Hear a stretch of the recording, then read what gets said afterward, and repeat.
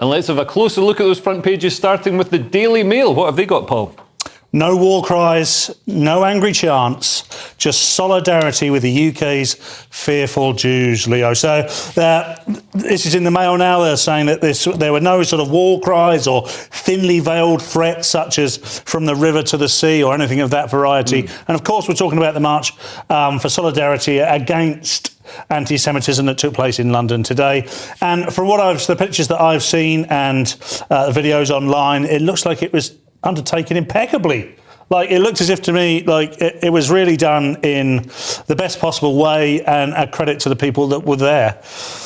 Yeah, and we've actually seen some arrests at the march, which surprised me. Tommy Robinson was arrested. There are only 2 arrests, and I would say that one, I don't know about the other one, but I would say one of those was relatively political.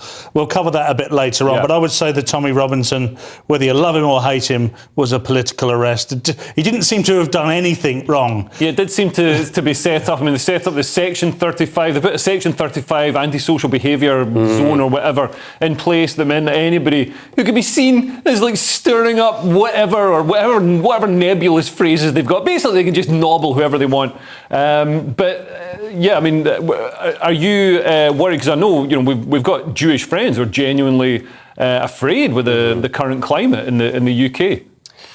Well, I mean, I think anti-Semitism is definitely on a rise. So is Islamophobia. They're both.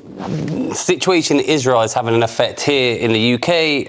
It's terrible. So it's good to see that this march passed off without incident. 2 arrests. One was for actually anti-Semitism at the actual anti-Semitism march.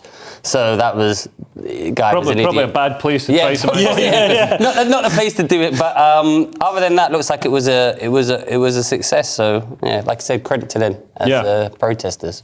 And you think this is going to settle down? The situation in London is going to settle down with these marches? I mean, we've mostly seen the sort of the anti-Israel marches. No, I don't think so.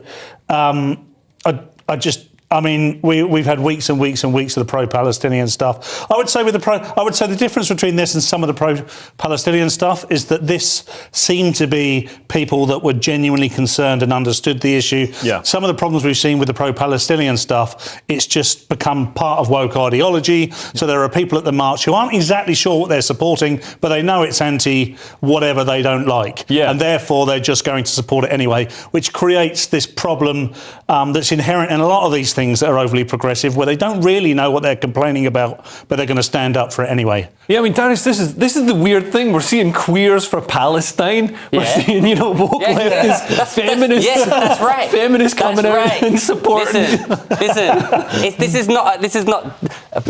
It's not a transactional. Queers for Palestine, just not Palestine for queers, and that's absolutely fine, right? That's fine. Yeah. We would take that support. We just won't give it. I'm pro-Palestine, by the way, just so we're on the thing. But I think, like you said, a lot of people are going on there now. It's a co-celeb. Hopefully, the majority of people are going on there because, like you said, they want to see a ceasefire so that innocent people on both sides don't die needlessly.